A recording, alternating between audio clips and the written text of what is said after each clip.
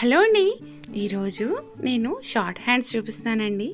Design simple design, only beginners కోసమే చూపిస్తున్నానండి సుమా.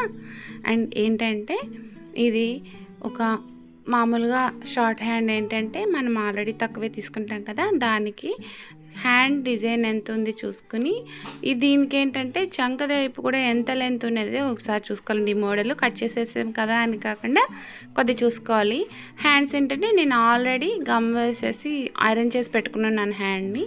So ఇట్లాగా పైపింగ్ వేస్తాం కదా క్లాత్, సో ఆ టైప్లోనే క్లాత్ తీసుకుని ఇట్లా నీట్గా కట్ చేసుకుని ఇట్లాగా వన్ సైడు స్టిచ్ వేసుకుని వచ్చేసేసిన తర్వాత బ్లౌజ్ పీస్కి హ్యాండ్కి స్టిచ్ చేసేసుకొని అటాచ్ చేసుకోవాలండి. ముందు అటాచ్ చేసుకునేటప్పుడు కూడా ఒక 2 చోట్ల ఫ్రిల్స్ పెట్టుకోవాల్సి వస్తుంది.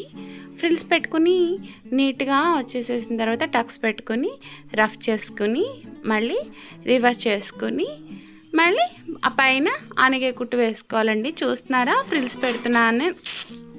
ఇప్పుడు చూస్తున్నారా దగ్గరగా ఒకసారి చూడండి. ఇట్లాగా ఒక చిన్న ఫ్రిల్ పెట్టేసేసుకుని కొద్దిగా క్లాత్ తీసుకోవాలండి. ఓన్లీ పెట్టేసుకుని స్టిచ్ లాక్కుంటూ వచ్చేసేయడమే. వచ్చాక చెప్పాను కదా సాదా మెటీరియల్లో చేసేయడమేను. అండ్ ఈ వీడియో ఏంటంటే పూర్తిగా హ్యాండ్ని ప్రిపేర్ చేయడానికి ఇదే కాదండి, కొద్దిగా ఇంప్రూవ్ చేయాలి కదా, మరీ డల్గా ఉండకూడదు. ఎంత సెల్ఫ్ బ్లౌజ్ అయినా కానీ డల్గా ఉంటే బాగుండదు కదా, దీన్ని ఇంకొద్దిగా మేకోవర్ చేస్తాను. నేను చేసే వీడియో నెక్స్ట్ వీడియో పోస్ట్ చేద్దాం అనుకుంటున్నాను, ఈ వీడియో లెంత్ సరిపోదనే ఉద్దేశంతో. అండ్ ఇక్కడ చూస్తున్నారా ఇట్లాగా టర్న్ చేసుకునేటప్పుడు ఖచ్చితంగా నీడిలో ఆపుకోవాలి.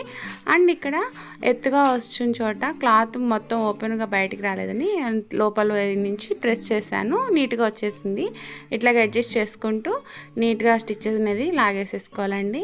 అండ్ ఇప్పుడు దీనిపైనే ఇంకో కుట్టు లాక్కోవచ్చు, లేదా ఇంకోసారి అయినా వేరేగా మోడల్ మార్చుకోవచ్చు. నెక్స్ట్ వీడియోలో మీకు ఎలా చేస్తున్నాను మేకవర్ అనేది షేర్ చేస్తాను.